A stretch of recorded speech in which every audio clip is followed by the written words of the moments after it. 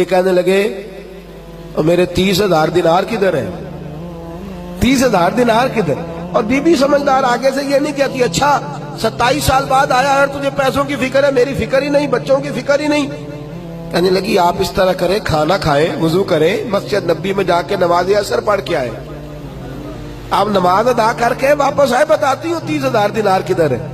कहते चूंकि मैं देर से गया, मस्जिद पहुंचा तो जुब्बा पहने, सर पे इमामा बांधे और रसूलुल्लाह के मिंबर पर बैठे, रसूलुल्लाह के मिंबर पर बैठे।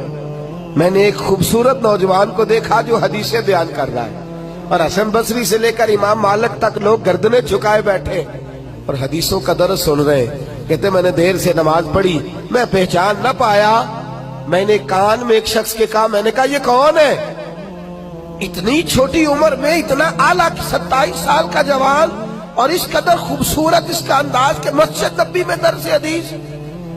तो कहते वो कहने लगे बाबा जी आप नहीं जानते ये रबिया बिन अब्दुल रहमान है, ये कहते मेरा बेटा, मेरा साहबजादा।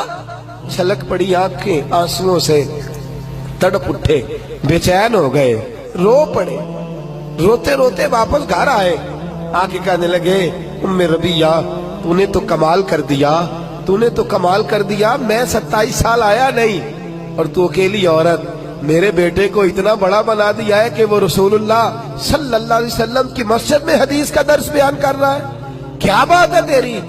तो कहने लगी अच्छा अगर आप खुश हुए हैं तो फिर मैंने 30,000 दिनार आपके बेटे को आलिम बनाने पे खर्च कर दिए, आप राजी है मेरी इस बात से, राजी है। मेरे अजीज जब तरबियत का ये अंदाज होता है, जब सोच का ये अंदाज होता है, हमारे यहाँ हम मरने के करीब होते हैं, हमारे बच्चे क्योंकि हमने तरबियत ही नहीं की, हमने ख्याल ही नहीं किया।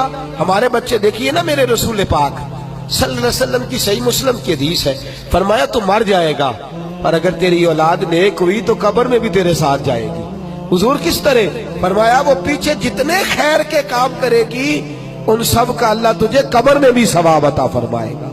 लेकिन हमने तो बच्चे को सिखाया है दुनिया कमानी, हमने तो सिखाया है पार्टियों को डील करना, हमने तो उसे सिखाया है सोसाइटी के अंदर अच्छा मकाम पैदा करना, हमने तो उसे सिखाया है कारोबारी मद्दोजहद, हमने तो उसे सिखाया है शरीके के साथ झगड़ा करना, हमने तो उसे सिखाया है कि बस तू अच्छा है बाकी सारा जमाना बुरा है। हमने तो ये सिखाया ही नहीं कि कुरान कैसे पढ़ा जाता है, ये सिखाया ही नहीं कि आदाब जिंदगी क्या है, हम तो उसे मस्जिद तक लेकर के ही नहीं आए। हमने तो शहजादे बनाया है, नवाबजादे बनाया है, हमने तो उन्हें बड़े बड़े जो है वो अलकाबात से नवाजा है। ये तवज्जो ही नहीं की कि इन्हें हमें कहीं लेकर के जाना चाहिए, इनकी तरबियत होनी चाहिए।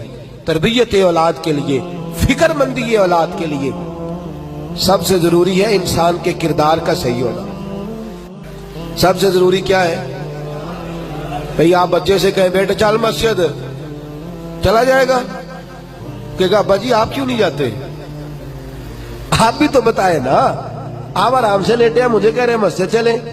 बेटा कुरान पढ़ा करता हो, कहेगा आपको क्या परेशानी, आप क्यों नहीं पढ़ते। किरदार की अजमत याद रखिए, गौर कीजिए, इस जुमले को भूलिएगा ना। बच्चे आपकी बातों से इतना नहीं सीखते जितना आपके किरदार से सीखते, आपके किरदार से जितना सीखते उतने आपके अफकार के, अपने अफकार और नजरियात भी अच्छे होना जरूरी है। अच्छे अफकार ही अच्छे किरदार को जन्म देते हैं। लेकिन अगर आपकी गुफ्तगू ठीक है और अमल सही नहीं, लबो लहजा ठीक नहीं, हर वक्त डांटना, हर वक्त जज्बात में रहना, बच्चों से प्यार ही ना करना। अकरा बिन कैस आए तो नबी पाक सल्लल्लाहु अलैहि वसल्लम किसी के बच्चे से प्यार कर रहे थे, कहने लगे या रसूलल्लाह मैं तो अपने बच्चों से नहीं करता, आपने गैर के बच्चे छाती पे लिटा रखे हैं। तो मेरे हबीब ने फरमाया अगर रब ने तेरे दिल से रहम छीन लिया है तो मैं क्या करूं, मुझे तो अल्लाह ने रहमत लिल आलमीन बना के भेजा है, रहमत लिल आलमीन, बच्चों से शफकत वाला माँ। और किरदार की बात सच हजरत आमिर बिन अब्दुल्ला फरमाते हुजूर हमारे घर आए तो मेरा छोटा सा भाई था, तवज्जो है आपकी, तो उसकी वालदा कहने लगी, मेरी वालदा कहने लगी बेटा इधर आ, तुझे कुछ चीज दूंगी, इधर आ। लोग कहते नहीं मैं फलां काम कर दूंगा, अबू दाऊद शरीफ में, इधर आ बेटे। तो कहते हैं नबी पाक सल्लल्लाहु अलैहि वसल्लम ने फरमाया आमर की वालदा तो इसे क्या देगी, कहने लगी मेरे पास खजूरें हैं, वो देने लगी। तो हुजूर फरमाने लगे अगर तू इसे कुछ ना देती तो अल्लाह की बारगाह में तेरा ये झूठ लिखा जाता। हुजूर बच्चे के साथ भी नाबालिग के साथ भी, छोटे के साथ भी।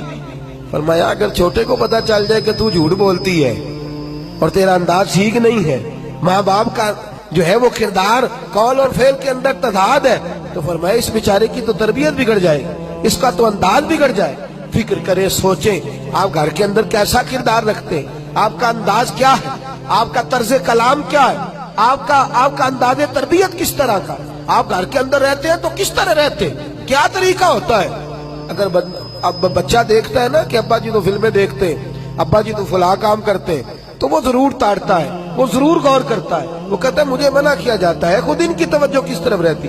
मेरे नबी करीम सल्लल्लाहु अलैहि वसल्लम ने अमली तरबियत फरमाई, औलाद की अमली तरबियत। और याद रखें, एक जुमला कहने लगा हूं, जो बावालदैन अपने घर में बैठ के अपने बच्चों के सामने अपने भाइयों की गिबत करते हैं और साथ अपने बच्चों को मिलजुल के रहने का हुक्म देते हैं, वो याद रखें अगर अपने बच्चों के सामने वो अपने बहन भाइयों के बारे में बातें कर रहे हैं तो उनके बच्चों का भी इत्तेफाक रहना मुमकिन नहीं है, उनका भी इत्तेफाक के साथ रहना मुमकिन है, इसलिए कि वो तेरी बात एक जानिब है, तेरा किरदार दूसरी जानिब है। ये कैसे हो सकता है? और अगर आपके बच्चे आपके सामने सुन ले, याद रखें अगर आपके बच्चे आपसे ये मुलाहिजा कर रहे हैं कि आप अपने वालिद के खिलाफ या अपनी वालिदा के बारे में कुछ जुमला बच्चों से कह रहे हैं, तो लिख लेना दिल की तख्ती पर, ये बच्चे कभी आपके फरमाबरदार नहीं बनेंगे, ये कभी आपके सामने सरे न्याज खाम नहीं करेंगे। सुन लिया उन्होंने जो आपका